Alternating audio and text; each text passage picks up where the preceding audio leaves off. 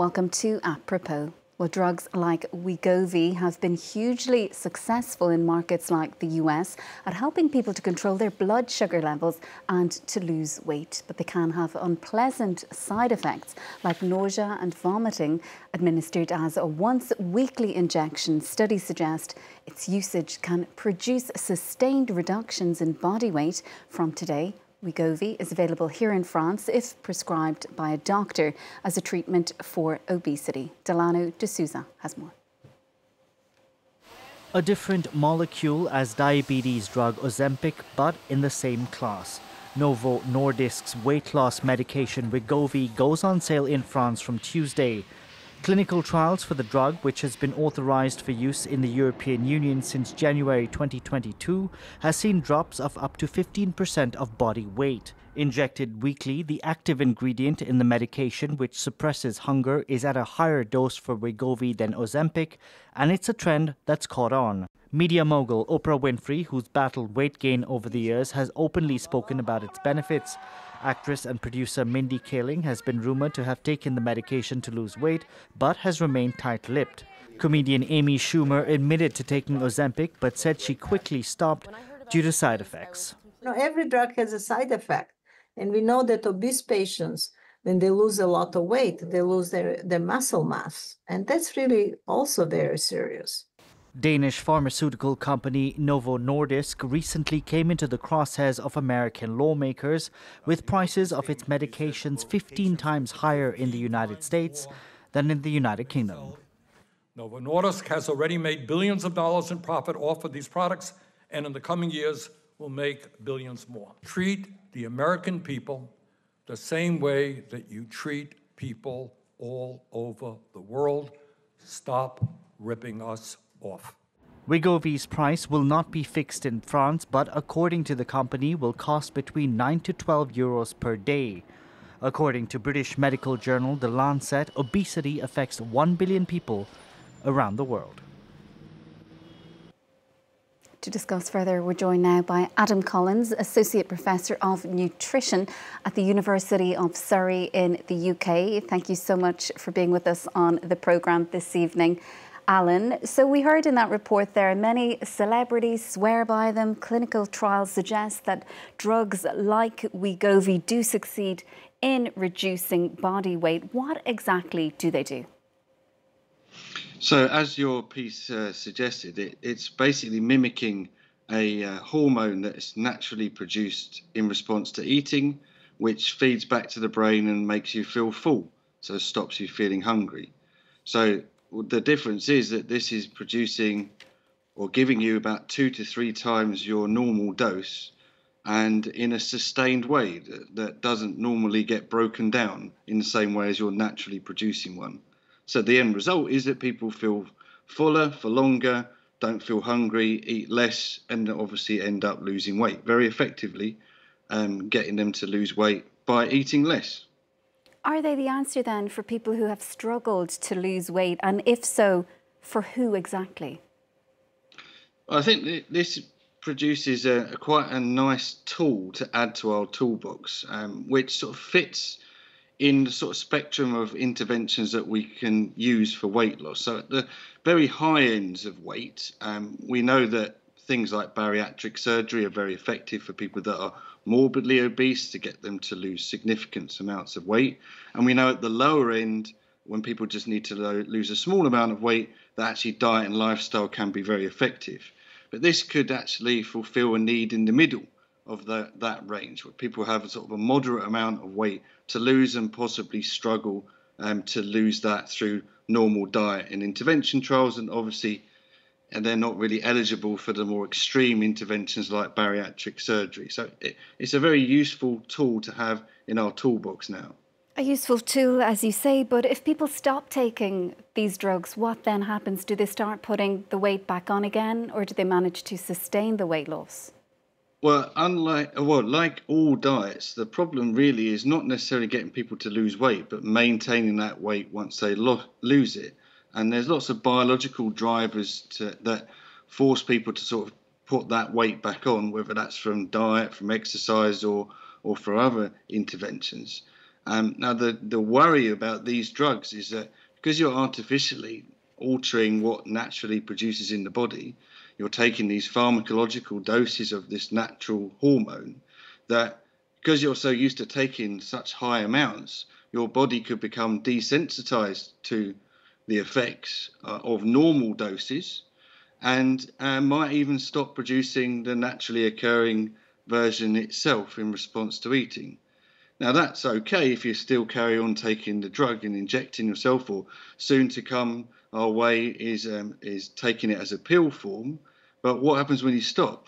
Of course, you're now almost going cold turkey. It's like you've got none of this at all because your body's stopped producing it and maybe is less sensitive to it.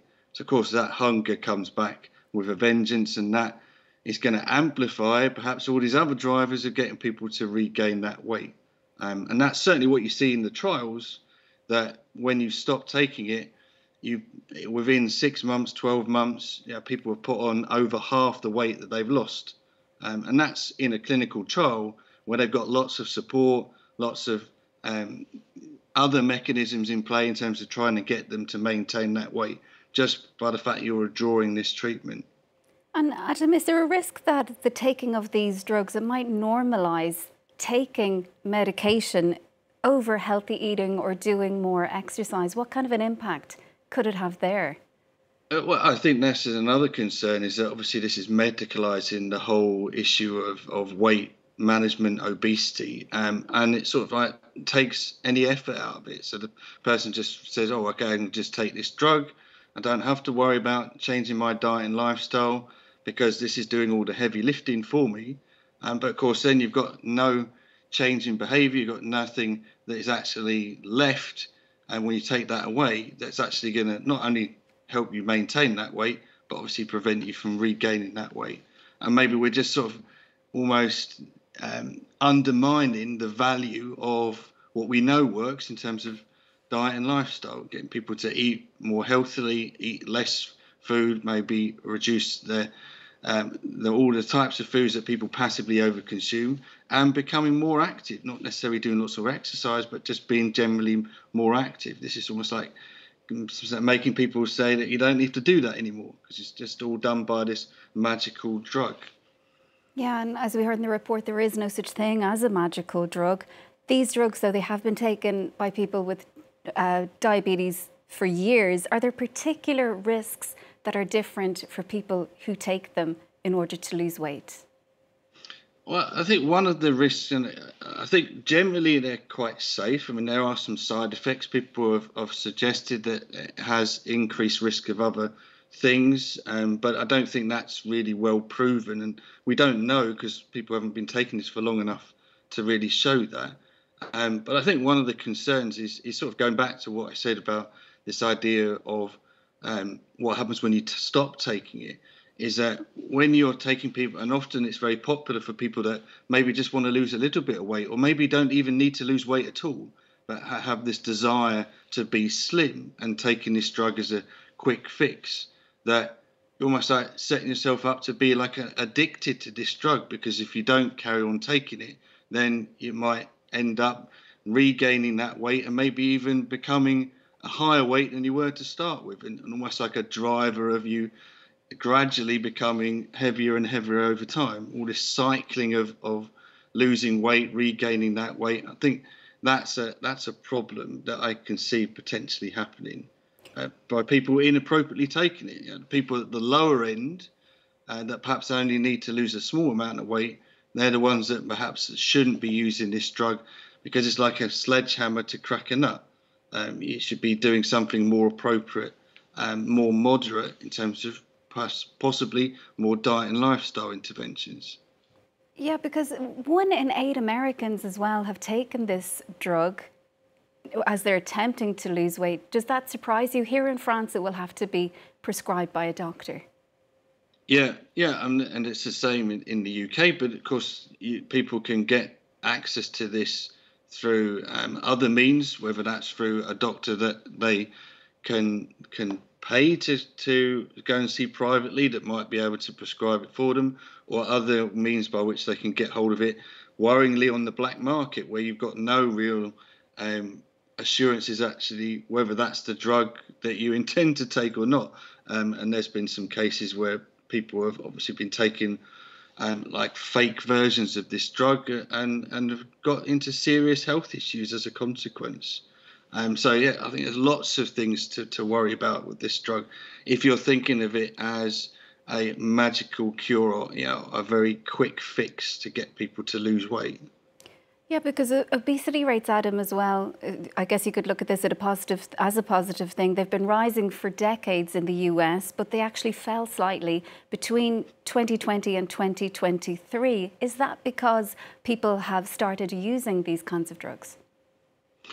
Possibly. I mean, people are arguing, have we reached peak obesity? You know, somewhere like the States, maybe we've reached the maximum rate of obesity that we possibly could see. I don't know. I mean, how high can you go? I don't know.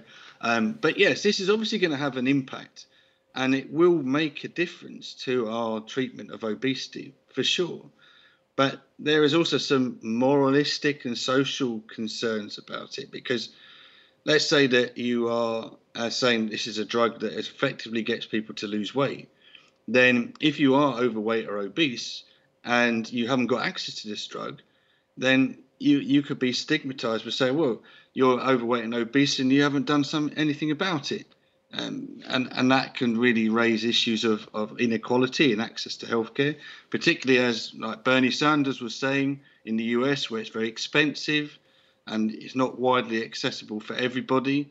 So there's a sort of elitist aspect to it. So if you're rich and you've got influence, you can get hold of it, even if you're not really suitable for its prescription.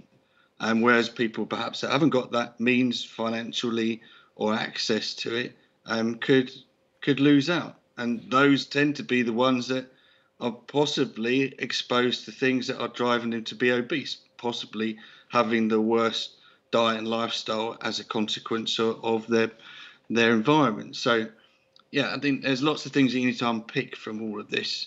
But there's no doubt it's a very effective tool and something that's now added to our toolbox. It is a welcome addition, really. Adam, we'll have to leave it there for now, but thank you so much for your time on the programme. That's Adam Collins. He's Associate Professor of Nutrition at the UK-based University of Surrey. And that is it.